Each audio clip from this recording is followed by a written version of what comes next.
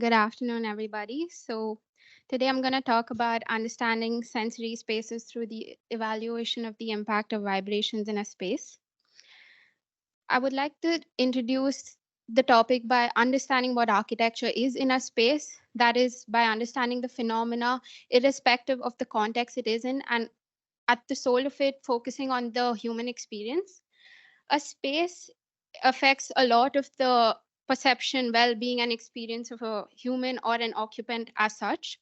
One very significant factor that I identified through these sensory spaces was structural vibrations, which is very easily neglected. Among all the building components, the floor is something that we interact the most with, followed by the walls. Each body has a unique natural frequency, and the one that we are acceptable to is from 2 to 4 hertz. So the aim was to understand the acceptable criteria within various nationalities, that's people from different parts of the world coming together and feeling these vibrations and how they react to it. It was done in terms of quantitative and qualitative variables, which I will talk about later on.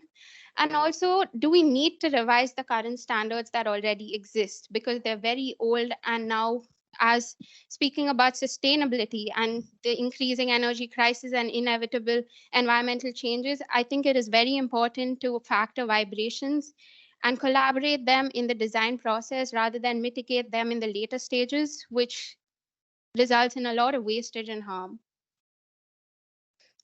The method that was chosen was mixed method approach, and which was again through Saunders Research Onion. That's the design that I adopted. And it was through interviews and questionnaires that's giving them a basic knowledge of what's going to happen in the experiment. Moving on to a qualitative method where a shaker would be mounted to the participant's chair from below, and that would record their vibration responses. Moving on to quantitative method, which would be more of their experience in terms of words and interviews, and at the end just results in conclusions. So the design of the experiment was a participant was made to sit on a chair, which was mounted to a wooden floor, which acted as the acting floor for my experiment. A mounted shaker was made to sit on the plywood, which would generate vibrations.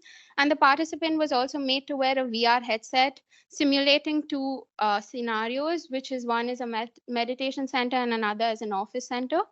And the participants, again, here were of different nationalities. This was what I could work with. So it was a small sample size, but I did get some good results out of it. So it was 10 Indian participants, 10 Chinese participants, and 10 from different parts of the world. And the results based on what I got was quite astonishing because for a meditation center, you would expect people to be easily disturbed with vibrations, but it was actually stark opposite. People found an office space more of a higher disturbance as compared to a space where you're just trying to calm yourself and be serene. And when I asked them, why would you say so? And they were like, this is a place of financial importance. We're answerable to somebody. So a space can also play with somebody's mental health and like their well-being. So I think that was again an important aspect that I could have considered. And then I did a median calculation of both the response factors, and the results were pretty obvious. Environment one, being the meditation center, had low discomfort as compared to meditation center. Sorry, the office space, which had higher discomfort. And then a further classification was done based on the nationalities answering my primary question. So the Chinese participants found the meditation center extremely discomforting, while Indians and others found it still somewhat okay with it. But when it came to the office space, the Indian participants felt it extremely discomfort, while the Chinese and the other participants found it all right. So in my future implications, I would like to conclude that there should be a wider range of environments. I could play only with two ranges, that is of office space and a meditation space. And also inclusion of different flooring materials, structural elements, and real spaces instead of a VR simulation, so that they get the effect of the space. Also involving participants from different construction styles as timber, lightwood construction, and increasing the sample size. And at the end of it, I would also like to incorporate physiological measurements like heartbeat and pressure to give more radical and statistical solutions.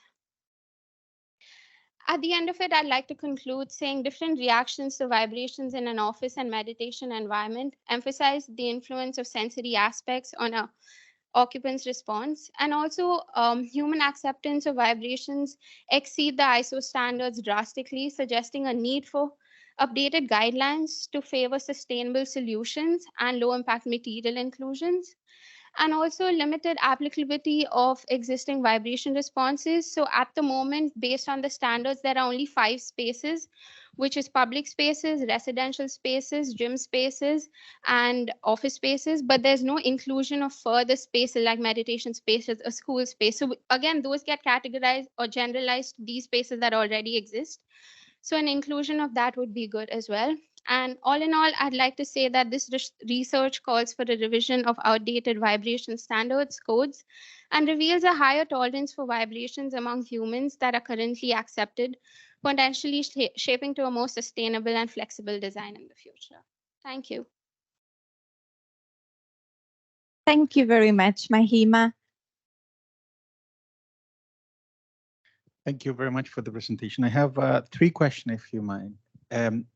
You're saying that you create this experiment, you develop this floor, and with the vibration. How the vibration was, because I guess you have different ranges of vibration. Yeah. So how that was calibrated or set up? This is the first question. Second, you're putting individuals on top of that platform, but I guess each one of them, I mean, you are volunteers for the experiment. Yeah. But each one of them, they have different weight, Yeah. and probably that may affect the vibration. So Yeah. how you account for that? And the final question, you're talking about sustainability, etc. But could it be that actually your study could be more useful for people that react to vibration in different ways? Yeah. I don't know, people with a particular condition, etc. So, and this is why we need to have this kind of studies. So if you can comment on that, please. Yeah. So thank you for the questions. And the first question would be the different frequencies that were generated were 0 to 4. So 2 to 4 is what is acceptable by humans based on the standards that are given. So I took that into consideration first. So I started with that. And when they felt while the experiment was going on, I did ask them questions saying, are you feeling okay? Or if you're feeling any discomfort, do let me know. And I observed that above 4, which is the tolerance that humans can accept according to codes, they were okay with that as well. So I did go a little bit higher on it. And that's why I made the statement saying that the codes are a bit outdated and need revision. Coming to your second standard, there was a questionnaire, a pre-experiment questionnaire, where I did take their intrinsic factors like age, weight, but I didn't know how I could factor that into my research. But yes, again, that would be a good future implication. Yeah,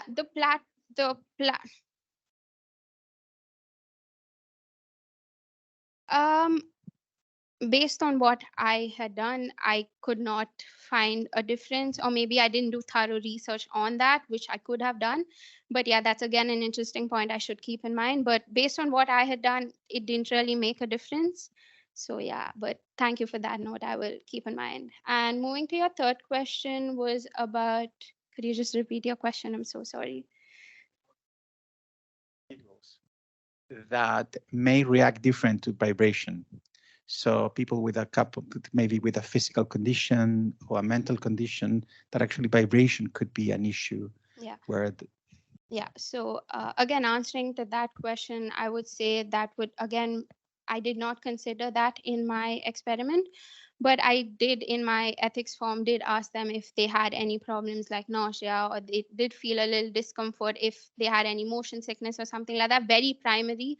I did not go to the depths of physiological measurements, and that's why I again mentioned that there could be a way in which there could be heart rate measurements or pressure measurements linked to my experiment or to the future experiment, where it would give more evidence saying that this does affect vibrations. And again, coming to problems like people who already have nausea or motion sickness, to that I would like to add saying that there are again different factors to those. Vibrations is one of them that does make them feel uncomfortable to that, but there are other various factors that could be researched on and linked to vibrations. So yeah. Just one last question. How long did it take the experiment?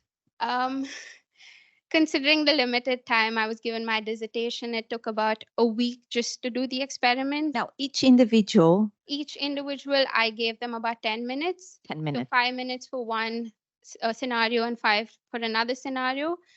So they could just let it sink in, because again, I was using VR and not a real space. So I had to let them transition into that space and then feel the vibrations. So Would that also add an issue in terms of how long I would feel motion sickness probably after an hour and not in 5 minutes? yeah, for sure. Something. Thank you.